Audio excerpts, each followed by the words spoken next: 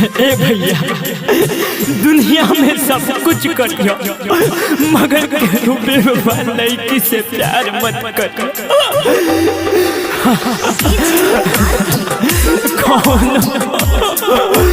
कौनो बैठ के बुला के हमारी इलाज करवा दो।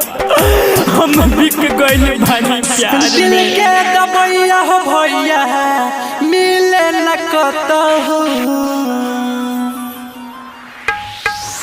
दिल के दबैया हो भैया मिले न कतहु। प्यार करी न कबहू ना तो रोइबहु तहु। प्यार करी न कबहू ना तो रोइबहु तहु।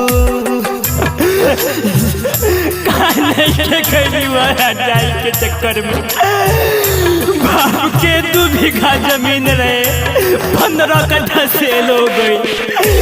तब ना मिलल हमर प्यार के मंजिल। का बताई का खाना खोली बहन बोझा के ओझा बोला के सबसे झड़वनी। तर पे जेना मछरी बिना पैल के हो वही ना तर भतू मिल चल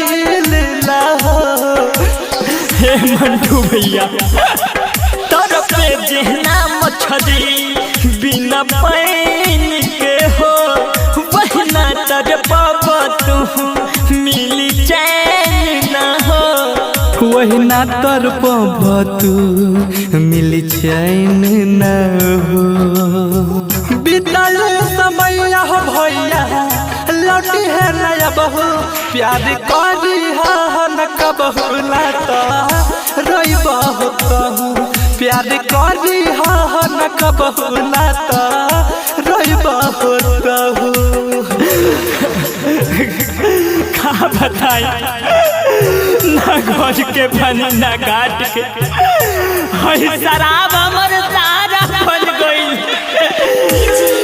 सोचता जी की मरी के साथ नहीं के दे दो बाबा।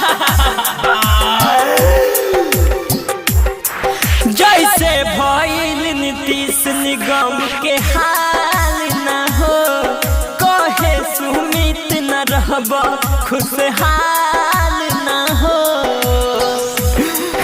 ए भैया जैसे भइल नीतीश निगम के हाल न हो कहे सुमित न रहब खुशहाल न हो। कहे सुमित न रहब खुशहाल न हो। अभिषेक निराला के प्यार मिलल अब हो। प्याज करी कबहू ना तो जोइबहु तहु।